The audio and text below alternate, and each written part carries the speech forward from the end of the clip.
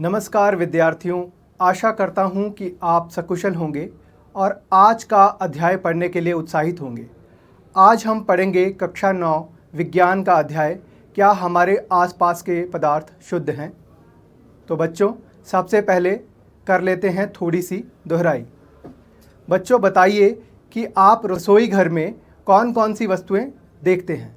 तो आप कहेंगे बर्तन या खाने पीने की सामग्री, जैसे कि वसा, तेल, घी, पानी और अन्य पदार्थ। तो बच्चों, आपसे प्रश्न यह है कि क्या ये पदार्थ शुद्ध हैं। तो आप कहेंगे हाँ, ये सभी पदार्थ शुद्ध हैं। परंतु बच्चों, ये जितने भी पदार्थ हमने बताए, ये सभी शुद्ध पदार्थ नहीं हैं, क्योंकि आम व्यक्ति की भाषा में शुद्ध पदार्थ वे हैं जिनमें मिलावट नहीं है।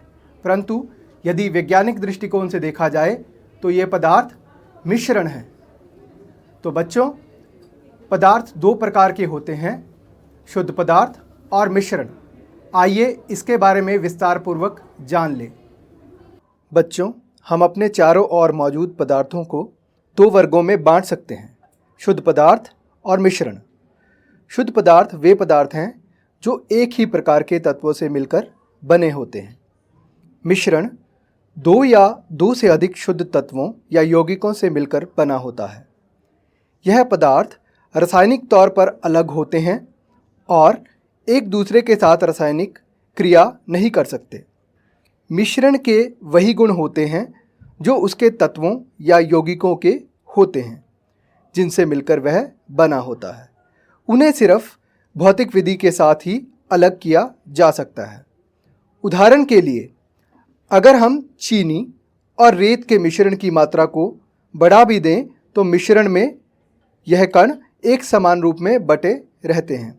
अर्थात मिश्रण में एक से अधिक पदार्थ किसी भी अनुपात में मिले होते हैं। इसको देखने के लिए हम एक क्रिया करते हैं। एक बीकर में जल लें और उसमें नमक मिलाकर नमक का घोल तैयार कर लें। अब इसी प्रकार एक दूसरे बीकर में भी जल लें और उसमें मिट्टी मिलाकर मिट्टी को घोल लें और एक घोल तैयार कर लें। अब हम देखेंगे कि नमक के घोल में नमक का कोई भी कण बीकर की सतह पर नहीं दिखाई दे रहा, लेकिन मिट्टी वाले घोल में कई ठोस कण बीकर की सतह पर बैठ जाते हैं। यह दर्शाते हैं कि आकृति के आधार पर मिश्रण को दो भागों में बांटा जा सकता है, समांगी मिश्रण और विषमांगी मिश्रण। वे मिश्रण जिनकी बनावट एक समान होती है उन्हें समांगी मिश्रण अथवा विलयन कहा जाता है। यह विलयन दो या दो से अधिक पदार्थों का समांगी मिश्रण होता है। इस मिश्रण के अधिक भाग को विलायक और कम मात्रा वाले भाग को विलेय कहा जाता है। उदाहरण के तौर पर नमक का घोल। यहाँ विलयन में नमक विलेय है और जल विलायक है। विलेय और विलायक के आधार पर समांगी मिश्रण को अलग अलग वर्गों में बांटा गया है। पहला वर्ग द्रव में द्रव, दूसरा वर्ग द्रव में ठोस और तीसरा वर्ग द्रव में गैस। जल और सिरके के विलयन में जल विलायक है और सिरका विलेय है। ये दोनों ही द्रव हैं, इसलिए यह द्रव में द्रव का उदाहरण है। जल और नमक के विलयन में नमक विलेय है और जल विलायक है। नमक ठोस है, इसी कारण यह द्रव में ठोस का उदाहरण है। इसी तरह सोडा पानी यानी कि कोक जो आप पीते हैं आदि द्रव में गैस का उदाहरण है। इनमें कार्बन डाइऑक्साइड गैस विलेय है और जल विलायक है। वायु गैसों का मिश्रण है और गैसों में गैस का विलयन है। बच्चों, अब हम विलयन के गुणों के बारे में जानेंगे। विलयन एक समांगी मिश्रण है। विलयन के कण व्यास में 1 नैनोमीटर से भी छोटे होते हैं, यानी कि बहुत छोटे। विलयन के कण नंगी आंखों से नहीं देखे जा सकते। अपने छोटे आकार के कारण विलयन के कण गुजर रही प्रकाश की किरणों को नहीं फैलाते। विलयन में प्रकाश का मार्ग नहीं दिखाई देता। छानने की विधि द्वारा विलय के कणों को विलयन में से पृथक नहीं किया जा सकता। बच्चों, अब हम संतृप्त विलयन और असंतृप्त विलयन के बारे में पढ़ेंगे। संतृप्त विलयन किसी निश्चित तापमान पर यदि विलयन में और विलायक पदार्थ नहीं घुल सकता तो उसे संतृप्त विलयन कहा जाता है। असंतृप्त विलयन, यदि विलयन जिसमें और विलय पदार्थ घुल सकता है तो उसे असंतृप्त विलयन कहते हैं। बच्चों, अब हम घुलनशीलता के बारे में जानेंगे।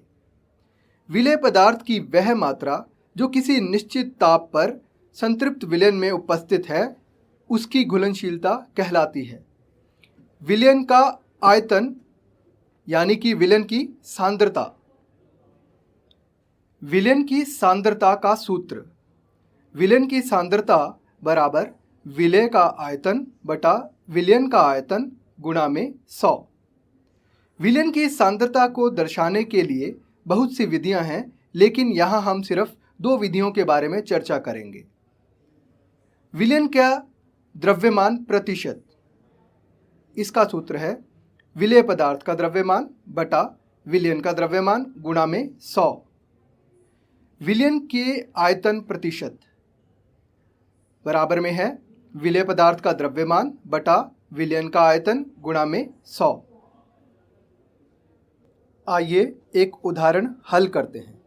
एक विलयन में 320 ग्राम जल में 40 ग्राम साधारण नमक विलय है।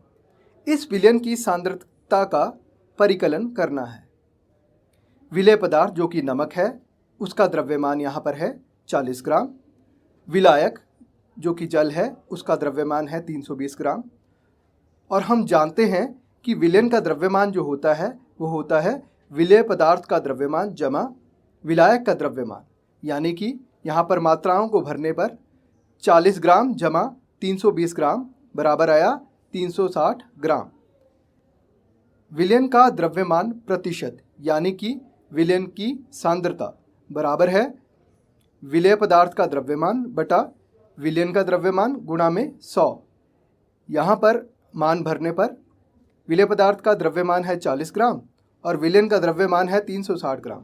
40 बटा 360 गुणा में 100 हल करने पर हमें प्राप्त होता है 11.1%। तो इस विलयन का द्रव्यमान प्रतिशत यानी कि विलयन की सांद्रता जो है वह है 11.1%। बच्चों, अब हम विषमांगी मिश्रण के बारे में जानेंगे। निलंबन और कोलाइड विषमांगी मिश्रण के उदाहरण हैं। विषमांगी घोल जिसमें ठोस द्रव में परिक्षेपित हो जाता है उसे निलंबन कहा जाता है। निलंबन एक विषमांगी मिश्रण है जिसमें विलय पदार्थ कण घुलते नहीं हैं बल्कि माध्यम की समष्टि में निलंबित रहते हैं। ये निलंबित कण आँखों से देखे जा सकते हैं। उदाहरण के लिए मिट्टी और जल का विलयन। अब हम कोलाइड के बारे में जानेंगे। कोलाइड के कण विलयन में समान रूप से फैले होते हैं। निलंबन की अपेक्षा कणों का आकार छोटा होने के कारण यह मिश्रण समांगी प्रतीत होता है, जैसे कि दूध। कोलाइड कणों के छोटे आकार के कारण हम इसे आँख से नहीं देख पाते, लेकिन इन कणों को इलेक्ट्रॉन सूक्ष्मदर्शी और अल्ट्रा सूक्ष्मदर्शी से देखा जा सकता है। बच्चों, अब हम प्रकाश का समांगी और विषमांगी मिश्रण पर प्रभाव देखेंगे। प्रकाश किसी कोलाइड विलयन को कैसे प्रभावित करता है, आइए देखते हैं। जब एक बीकर में हम अंडे के सफ़ेद भाग को डालते हैं और थोड़ा सा जल डालते हैं तो अंडे का सफ़ेद भाग और जल मिलकर कोलाइड विलयन तैयार हो जाता है। एक टॉर्च की सहायता से जब हम प्रकाश की किरण बीकर पर डालते हैं तो कोलाइड कण प्रकाश की किरणों को आसानी से फैला देते हैं, जिससे प्रकाश का मार्ग दिखने योग्य हो जाता है। प्रकाश की किरण को फैलाने का प्रभाव जॉन टिंडल नामक वैज्ञानिक ने दिया था। इसी कारण इसे टिंडल प्रभाव भी कहा जाता है। निलंबन में से प्रकाश गुजर नहीं सकता। आइए निलंबन के गुणों के बारे में जानकारी लेते हैं। निलंबन एक विषमांगी मिश्रण है। ये कण आँखों से देखे जा सकते हैं। ये निलंबित कण प्रकाश की किरण को फैला देते हैं, जिससे उसका मार्ग दृष्टिगोचर हो जाता है। जब इसे शांत छोड़ देते हैं तब यह कण नीचे की ओर बैठ जाते हैं, अर्थात निलंबन अस्थायी होता है। छानन विधि द्वारा इन कणों को मिश्रण से पृथक किया जा सकता है। आइए अब कोलाइड के गुणों के बारे में चर्चा करें। यह एक विषमांगी मिश्रण है। कोलाइड के कणों का आकार इतना छोटा होता है कि ये पृथक रूप में आँखों से नहीं देखे जा सकते। ये इतने बड़े होते हैं कि प्रकाश की किरण को फैलाते हैं और उसके मार्ग को दृश्य बनाते हैं। जब इनको शांत छोड़ दिया जाता है तब ये कण तल पर बैठते हैं, अर्थात ये स्थायी होते हैं। ये छानन विधि द्वारा मिश्रण से पृथक नहीं किए जा सकते, किंतु एक विशेष विधि अपकेंद्रीकरण तकनीक द्वारा पृथक किए जा सकते हैं। कोलाइड विलयन परिक्षिप्त प्रावस्था और परिक्षेपण माध्यम से बनता है। विलेय पदार्थ की तरह का घटक या परिक्षिप्त कण जो कि कोलाइड रूप में रहता है उसे परिक्षिप्त प्रावस्था कहा जाता है, तथा वह घटक जिसमें परिक्षिप्त प्रावस्था निलंबित रहती है उसे परिक्षेपण माध्यम कहते हैं। कोलाइड को परिक्षेपण माध्यम ठोस, द्रव या गैस की अवस्था और परिक्षिप्त प्रावस्था के अनुसार वर्गीकृत किया जा सकता है।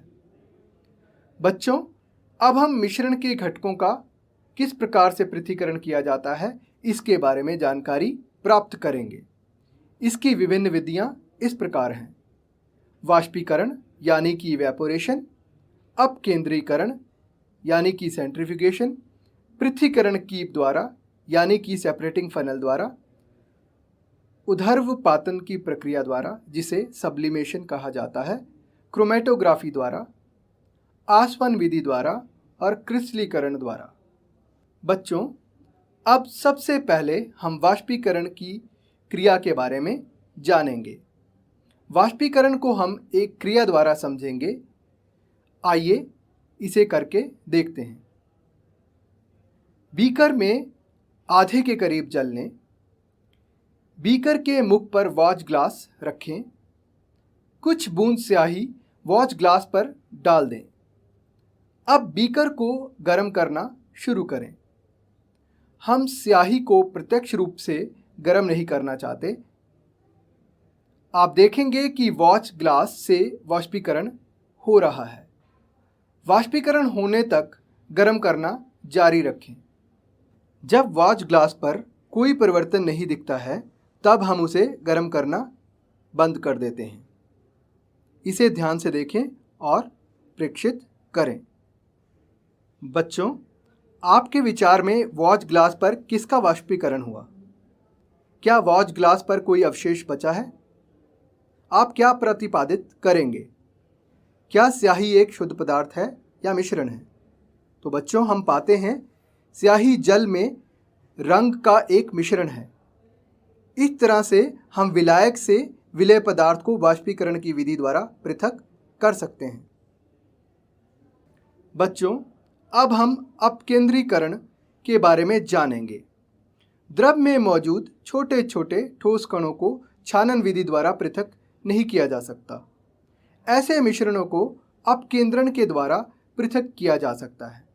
इस सिद्धांत के आधार पर जब इसे तेजी से घुमाया जाता है तब भारी कण नीचे बैठ जाते हैं और हल्के कण ऊपर ही रह जाते हैं। जैसे कि मथनी की सहायता से या मिक्सी की सहायता से दूध से मक्खन को निकालना। बच्चों, अब हम पृथक्करण कीप द्वारा मिश्रण के घटकों का पृथक्करण करेंगे। बच्चों, हम कीप के प्रयोग से मिट्टी के तेल को जल से पृथक करने का प्रयास करेंगे। मिट्टी के तेल और जल के मिश्रण को एक पृथक्करण कीप में डालें। कुछ देर तक इसे शांत छोड़ दें ताकि जल और तेल की पृथक पृथक परतें तैयार हो जाएं। पृथक्करण कीप के स्टॉप कॉर्क को खोलें और सावधानी पूर्वक नीचे वाले जल की परत को निकाल दें। जैसे ही तेल नीचे आए या पहुँचे, स्टॉप कॉर्क को तुरंत बंद कर दें। इस तरह हम तेल और जल यानी कि पानी के अघुलनशील मिश्रण को पृथक कर सकते हैं। उदरपातन की प्रक्रिया। बच्चों, आप जानते हैं कि सर्दी खत्म होने पर हम अपने गर्म कपड़ों और कंबल आदि को संभाल कर रखते हैं। कपड़े संभाल के रखते समय उनमें नेफ्थलीन बॉल्स को डाला जाता है, जिन्हें आपने छोटी छोटी सफ़ेद रंग की गोलियों के रूप में देखा होगा। और आपने पिछली सर्दियों में भी इन बॉल्स को कपड़ों के साथ डाला होगा, और जब सर्दी के कपड़े आप अगली सर्दियों में निकालोगे तो आप देखोगे कि गोलियों का आकार बदल गया है, अर्थात गोलियां छोटी हो गई हैं। तो फिर उनका यह ठोस पदार्थ गया कहाँ? अब आप देखोगे कि कपड़े जो हैं उनमें से नेफ्थलीन बॉल की गंध आ रही है। इसका मतलब यह है कि जो ठोस पदार्थ है वह वाष्प होकर आपके कपड़ों में समा गया। वह ठोस पदार्थ बिना द्रव अवस्था में परिवर्तित हुए सीधा गैस अवस्था में परिवर्तित हो गया। इसको उदरपातन की विधि कहते हैं।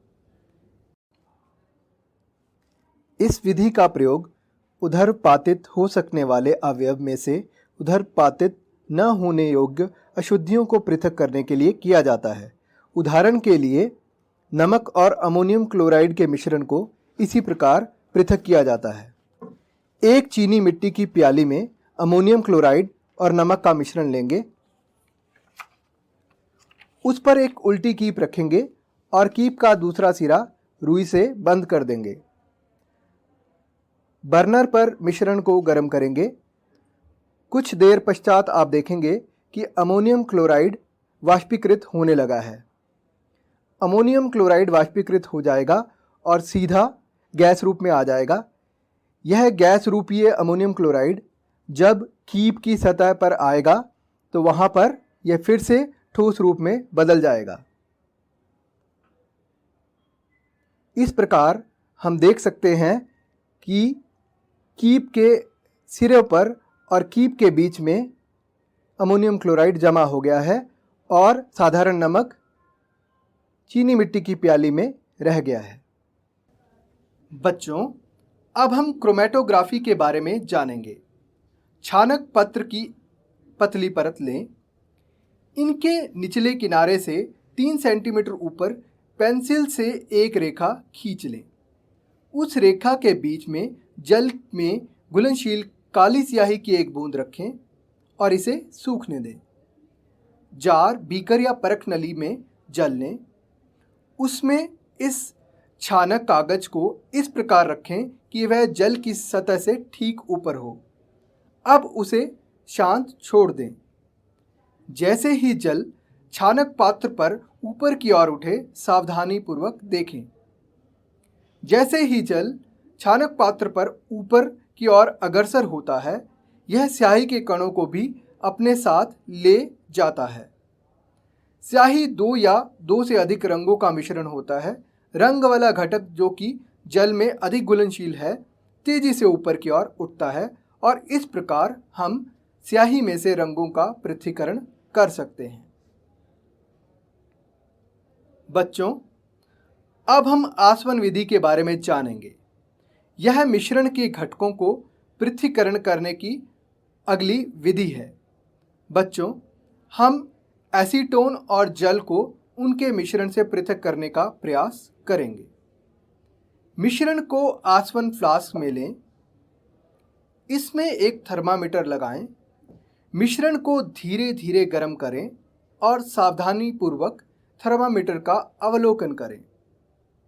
एसीटोन वाष्पीकृत होता है तथा संघनित होकर संगणक द्वारा बाहर निकालने पर इसे बर्तन में एकत्रित किया जा सकता है। जल आसवन फ्लास्क में शेष रह जाता है। बच्चों, इस विधि को आसवन कहा जाता है। इसका उपयोग उन मिश्रणों को पृथक करने में किया जाता है जो विघटित हुए बिना उबलते हैं तथा जिनके घटकों के क्वथनांकों के मध्य अधिक अंतराल होता है। 2 या 2 से अधिक घुलनशील द्रवों जिनके क्वथनांक का अंतर 25 केल्विन से कम होता है के मिश्रण को पृथक करने के लिए प्रभाजी आसवन विधि का प्रयोग किया जाता है। बच्चों, अब हम मिश्रण के कणों घटकों को पृथक्करण करने की अगली विधि को देखते हैं, जिसे हम क्रिस्टलीकरण कहते हैं। इसमें हम कॉपर सल्फेट के रवे को बनाने के बारे में जानकारी प्राप्त करेंगे। इसके लिए हमें धागा, कॉपर सल्फेट का संतृप्त विलयन और कॉपर सल्फेट पाउडर की ज़रूरत है। बच्चों, सबसे पहले हम कॉपर सल्फेट का सुपर संतृप्त विलयन तैयार करेंगे। इसके लिए हमें सबसे पहले बर्नर को जगाएंगे, उसके ऊपर कॉपर सल्फेट का संतृप्त विलयन रखेंगे। उसमें कॉपर सल्फेट का पाउडर तब तक डालेंगे जब तक ये पाउडर घुलना बंद ना हो जाए। बच्चों, इससे आपको यह भी ज्ञात होता है कि ताप बढ़ने के साथ पदार्थों की घुलनशीलता बढ़ जाती है। अब एक पेंसिल के ऊपर धागा बांधकर उसे एक बीकर में लटकाएं। यह धागा रवों को केंद्रित करने में सहायता करेगा। अब इस कॉपर सल्फेट के विलयन को इस खाली बीकर में डाल दें। अब इस बीकर को कुछ दिन के लिए बिना हिलाए रहने दो। बच्चों, कुछ दिनों बाद हम देखेंगे कि धागे के ऊपर कॉपर सल्फेट के रवे, जो कि बहुत खूबसूरत दिखाई देते हैं, इकट्ठे हो गए हैं। बच्चों, अब हम भौतिक एवं रासायनिक परिवर्तन के बारे में पढ़ेंगे। ऐसे गुण जिसमें हम पदार्थ के रंग, कठोरता, दृढ़ता, बहाव, घनत्व, द्रवनांक तथा क्वथनांक इत्यादि का अवलोकन कर सकते हैं, उन्हें पदार्थों के भौतिक गुण कहा जाता है। अवस्थाओं का अंतः रूपांतरण एक भौतिक परिवर्तन है। भौतिक परिवर्तन में पदार्थ के रासायनिक गुणों में कोई परिवर्तन नहीं होता। उदाहरण के लिए बर्फ से जल में बदलाव।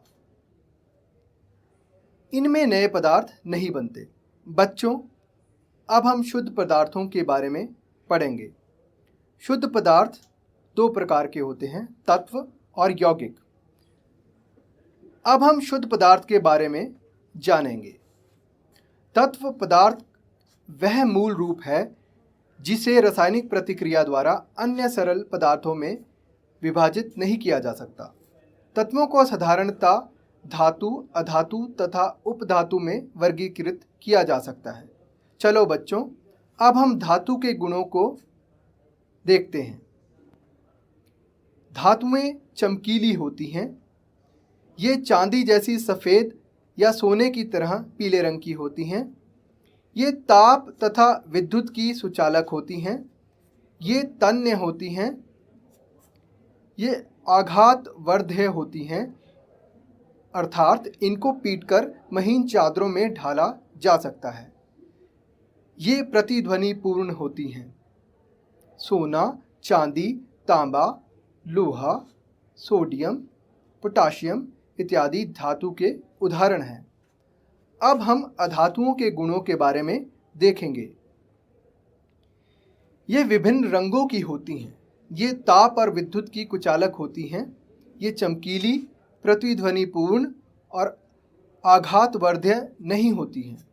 इनके कुछ उदाहरण हैं ब्रोमीन, क्लोरीन, आयोडीन, कार्बन इत्यादि। यौगिक वह पदार्थ जो कि 2 या 2 से अधिक तत्वों के नियत अनुपात में रासायनिक तौर पर संयोजन से बने होते हैं, यौगिक कहलाते हैं। यौगिक के उदाहरण जल, चीनी, नमक, कार्बन डाइऑक्साइड आदि यौगिक के उदाहरण हैं। चलो बच्चों, अब एक बार अध्याय की दोहराई करते हैं। हमने पढ़ा कि मिश्रण में 1 से अधिक पदार्थ किसी भी अनुपात में मिले होते हैं। विलयन 2 या 2 से अधिक पदार्थों का समांगी मिश्रण है। वह पदार्थ जो विलायक में अघुलनशील तथा आंखों से देखा जा सकता है, निलंबन कहलाता है। सोडा पानी, कोक आदि द्रव विलयन में गैस के रूप में होते हैं। कोलाइड विलयन परिक्षिप्त प्रावस्था और परिक्षेपण माध्यम से बनता है। दो या दो से अधिक घुलनशील द्रवों जिनके क्वथनांक का अंतर 25 केल्विन से कम होता है के मिश्रण को पृथक करने के लिए प्रभाजी आसवन विधि का प्रयोग किया जाता है। तत्वों को साधारणतया धातु, अधातु तथा उपधातु में वर्गीकृत किया जा सकता है।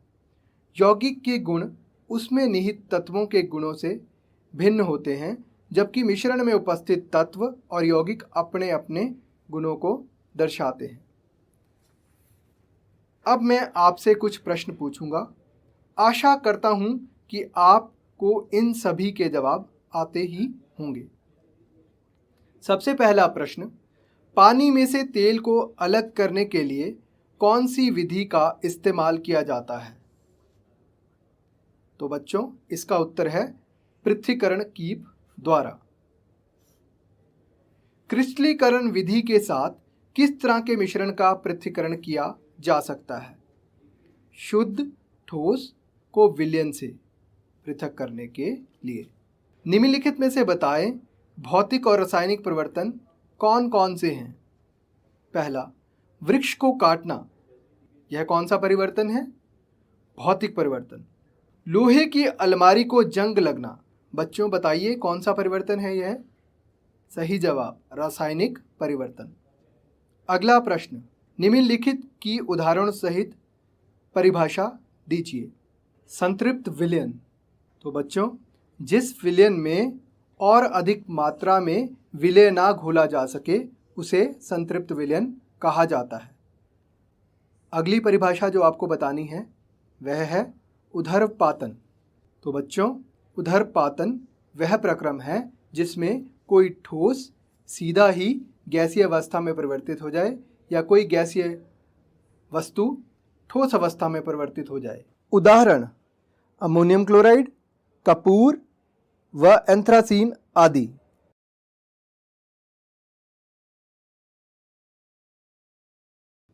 अगला सवाल, अपकेंद्रीकरण वह विधि है जिसमें कि मिश्रणों को पृथक करने के लिए तेजी से घुमाया जाता है, तब भारी कण नीचे बैठ जाते हैं और हल्के कण ऊपर की ओर आ जाते हैं। उदाहरण के लिए, दूध में से क्रीम को निकालना, कपड़े धोने की मशीन में भीगे हुए कपड़ों को निचोड़ना जिससे कि जल पृथक हो जाए। इसी प्रकार जांच प्रयोगशाला में रक्त और मूत्र की जांच करना। अगला प्रश्न, मिश्रण और यौगिक के बीच में कोई दो अंतर बताइए। तो उत्तर है, तत्व या यौगिक केवल मिश्रण बनाने के लिए मिलते हैं किंतु किसी नए यौगिक का निर्माण नहीं करते। तत्व क्रिया करके नए यौगिक का निर्माण करते हैं। मिश्रण उसमें उपस्थित घटकों के गुणकर्मों को दर्शाता है। नए पदार्थ के गुणधर्म पूरी तरह से भिन्न होते हैं। इसी के साथ हमारा अध्याय यहाँ समाप्त होता है। आशा करता हूँ कि आपने अध्याय को ध्यानपूर्वक सुना होगा और अच्छे से समझ लिया होगा। तो बच्चों, आप पढ़ाई में अपना उत्साह बनाए रखें और घर पर सुरक्षित रहें। धन्यवाद।